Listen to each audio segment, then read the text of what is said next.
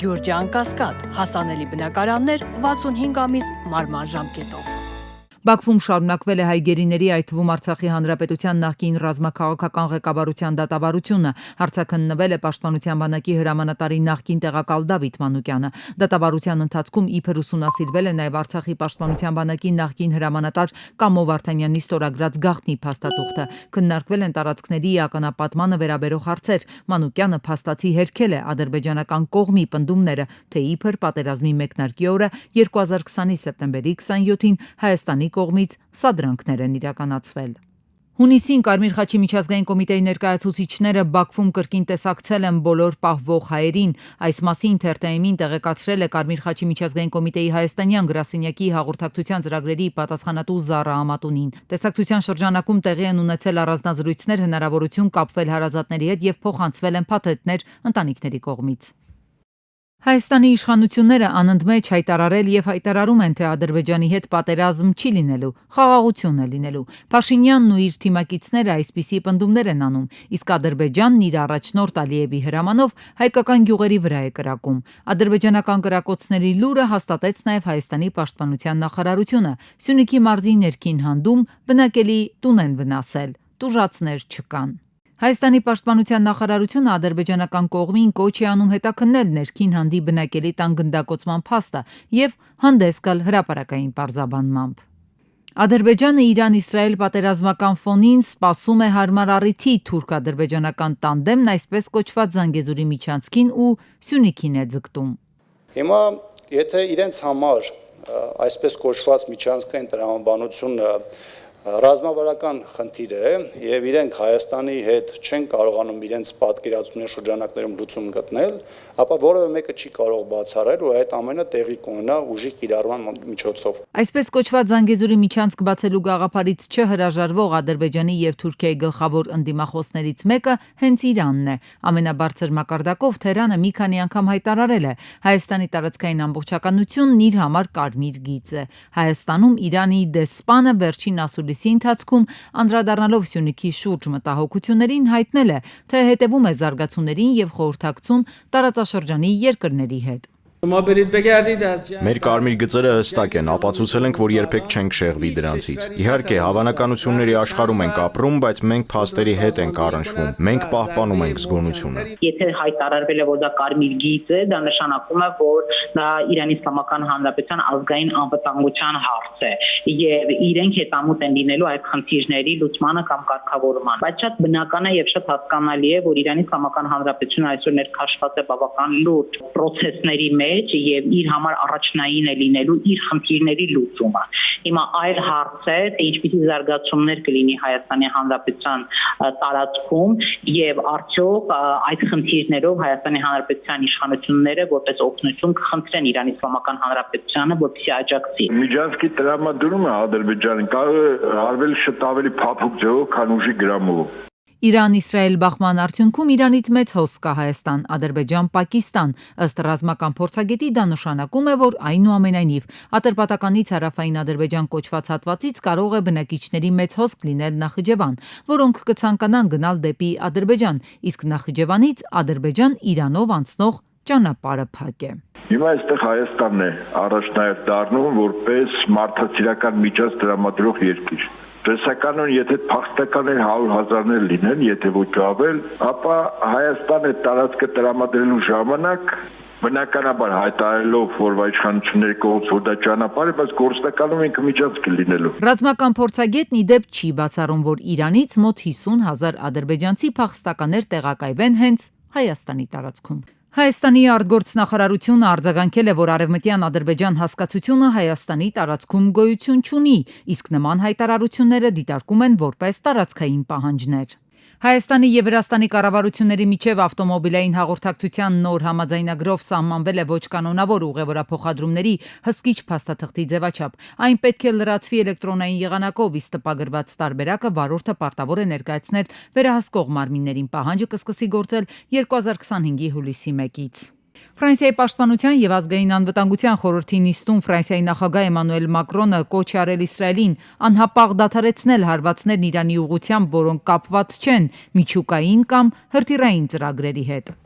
Չինաստանի կենտրոնական Հունան նահանգի Լինլի շրջանում գտնվող հրավառության գործարանում տեղի ունեցել հզոր պայթյուն, ինչի հետևանքով կան տուժածներ։ Մոսկվան շարունակում է պատրաստակամություն հայտնել Իրանի եւ Իսրայելի միջև միջնորդական առաքելություն ստանձնելու հարցում։ Այս մասին լրագրողների հետ զրույցում հայտարարել է Դմիտրի Պեսկովը։ Ռուսաստանը անհրաժեշտության դեպքում կարող է միջնորդ ծառայություններ մատուցել կողմերին։ Սեղանին են նաեւ այն առաջարկները, որոնք ներկայացրել է նախագահ Պուտինը Թրամփի հետ նախորդ հեռախոսազրույցի ընթացքում, նշել է Պեսկովը։ Հունիսի 14-ին Ռուսաստանի եւ Ամերիկայի նախագահներ Պուտինը եւ Թրամփը հեռախոսազրույց են ունեցել քննարկել Մերձավոր Արևելքում իրավիճակի սրումը եւ ուկրաինական հակամարտության կարգավորումը։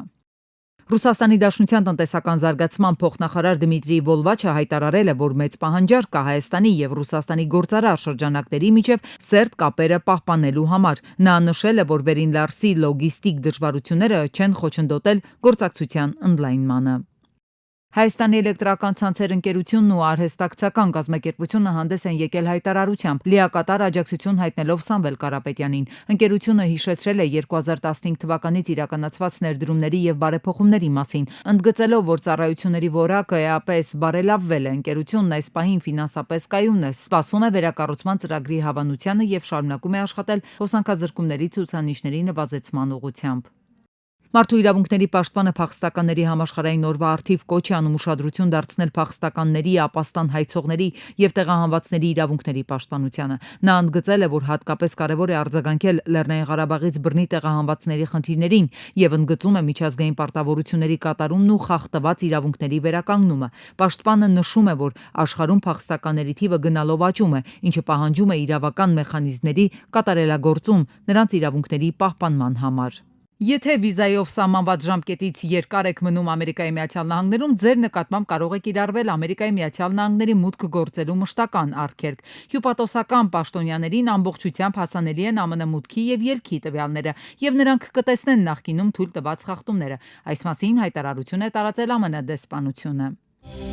Շարունակվում եւ մեծ թափ են ստանում ավտոմեքենաներից սարքավորումների գողությունները։ Հանցագործները թալանում են մեքենաների լուսարձակներ, հայելիներ եւ ինչ պատահի։ Ներքին գործերի նախարարությունը որոշել է խստացնել այսպիսի դեպքերի պատժի կիրառումը, որպես խափանման միջոց կիրառելով կալանք, այդ թվում նաեւ տնային կալանք եւ հանցանք նստօրենքի արդեն համարվում է միջին ծանրության, սակայն այստեղ էլ ներքին գործերի նախարարությունը գողության դեմն առնել չի կարողանում։ Եղել են տնային կալանքի մեջ գտնվող քաղաքացիներ, որոնք հենց այդ վիճակում էլ դարձյալ մեքենաներից գողություն են արել։ Տվյալ անձը կրկին անգամ բազմադրվակ նորից նույն գողություններն է կատարում, ընդհանուր 30 դեպքի հասնող դրվագների մասին է խոսքը գնում։ Տնային կալանքի ժամանակահատվածում կրկին անգամ կատարվել է գողություն։ Նոր նախագծով մեքենաների գողության դեպքում կկիրառվի քրեական օրենսգրքի 2-3 մասերը ու կրկին բացատրում են նախագծի հեղինակները, որ օրինակ քննության դեպքում պետք է հաշվի առնել, որ դիցուկ գողությունը կատարվել է սարքավորման միջոցով, թե առանց դրա։ Հուլիգանության 3-րդ մասի դեպքում, երբ որ միջին ծանրության հանցանքի հետ են գործ ունենում, էլի այս խնդիրը առաջանում է, բայց եթե այնտեղ ես կասեի 50% դեպքերում տանում ենք 50% ոչ, այն էլ կամայական չի, հստակ պետք է հիմքեր լինեն իմ ասած գործողությունները։ Դեպքից հետո զղջալ, դեպքից հետո համագործակցել, խոստովանական ցուցմունք տալ, վնասը հատուցել եւ այլն, չեմ կարող պատկերացնել որևէ քննիչ, որևէ ստորաբաժանման ղեկավար, որևէ դատախազ, որ չնախաձեռնեն կամ չգնան այդ քայլին եւ դատարան չներկայացնեն։ Այստեղ ավելի շատ այն առաջին անգամ մեկը մոլորության մեջ է, մեկը իրոք այդ պահին կարիքի մեջ է, չեմ արդարացնում որևէ կերպ, որովհետեւ դրանց անհանցագործություն է, պես նման դեպքերում միգուցե մենք դատարան չգնանք։ Նախագծի հեղինակները հայտնեցին, թե գողությունն ապացուցելու հիմքերի առկայության դեպքում հանցանքը կատարած գործը կարող են տանել դատարան, ու այստեղ քննարկումն այնքան խճճվեց, որ հանձնաժողովի նիստը վարողը հորդորեց իրավապահ մարմինների ներկայացուցիչներին բացատրել այնպես, որպեսզի հանրությանն էլ պարզ դառնա։ Ի վերջո, մեքենաներից սարքավորումների տեխնիկայի գողություն կատարողները պատժվելու են, թե ոչ։ Ցանկացած ձևով կատարված հափշտակությունը վերաբերվում է 2-րդ մասի 2/1 կետին։ Եթե դա կատարվել է ավտոմեքենայից։ Այսինքն ավտոմեքենայից ցանկացած գողություն, ասենց ասեմ, ցանկացած հափշտակություն ավտոմեքենայի վրայից, դրա նկատմամբ կիրառվելու է այսուհետ 2-րդ մասի 2/1 կետը։ Շատ բան։ Մեզ որ մի բան բացատրում են 15 անգամից մենք հասկանում ենք։ Հիմա խնդիրը հետևյալն է։ Հարգելի գործընկերներ, իրավաբանները շատ հստակ հասկանում են, իրավաբանները շատ լավ գիտեն պրակտիկա, բայց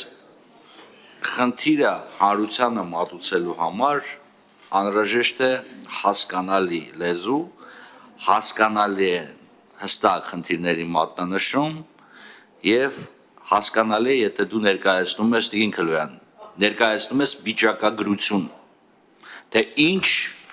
որ պարագայում եւ երբ ունենք։ Նախագիծն առաջին ընթերցմամբ ընդունվեց, ի վերջո օրինագծի հեղինակները խոստովանեցին, որ այսպիսով իրենք կարող են հասնել խնդրի լուծման միայն մի մասին։ Անցած տարվա ընթացքում 219 անձ է ձերբակալվել ավտոտրանսպորտային միջոցներից սարքավորումների գողության համար, 7 անձ կալանավորվել է եւ կիրառվել է եւս 2 տնային կալանք։ Մայրաքաղաքում Պրոշյան փողոցում գործող ռեստորանի տարածքում հունիսի 14-ին կրակոցներ են հնչել։ Վիրավոր կա, հրազենային վնասվածքով նա տեղափոխվել է Նաիրի բժշկական կենտրոն։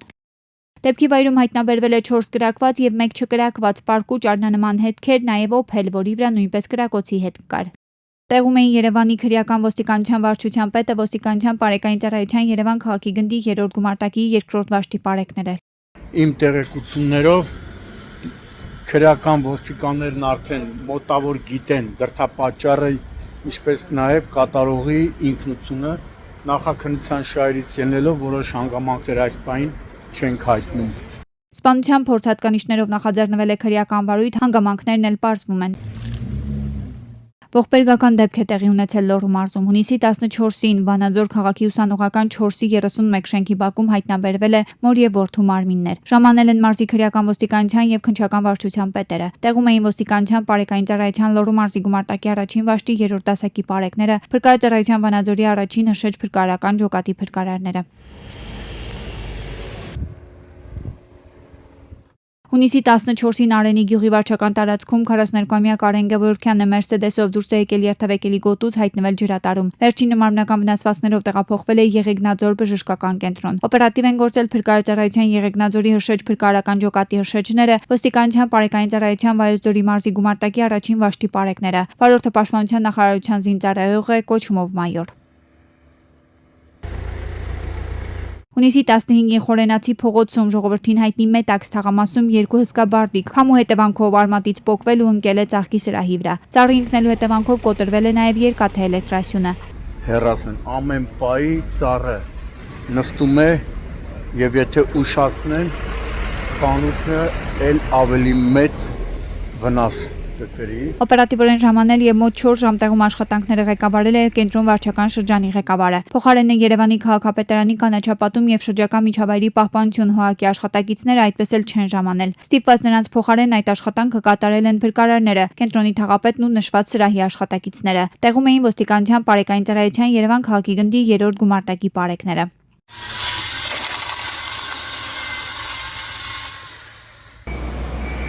Իսկ հունիսի 13-ին դարձյալ քամու հետևանքով Պուշկինի 33 շենքի դիմաց հսկայական 4 ծառը ամբողջությամբ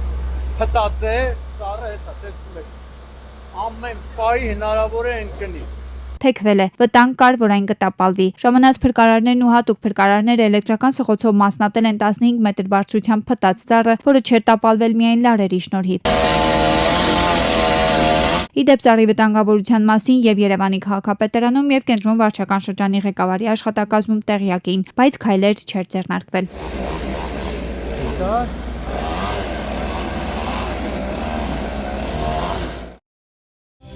Մոսկվան շարունակում է պատրաստակամություն հայտնել Իրանի եւ Իսրայելի միջև միջնորդական առաքելություն ստանձնելու հարցում։ Այս մասին լրագրողների զրույցում հայտարարել է Դմիտրի Պեսկովը։ Ռուսաստանը անհրաժեշտության դեպքում կարող է միջնորդ ծառայություններ մատուցել կողմերին։ Սեղանին են նաեւ այն առաջարկները, որոնք ներկայացրել է նախագահ Պուտինը Թրամփի հետ նախորդ հեռախոսազրույցի ընթացքում, նշել է Պեսկովը։ Հունիսի 14-ին Ռուսաստանի եւ Ամերիկայի նախագահներ Պուտինը եւ Թրամփը հեռախոսազրույց են ունեցել քննարկել Մերձավոր Արևելքում իրավիճակի սրումը եւ ուկրաինական հակամարտության կարգավորումը։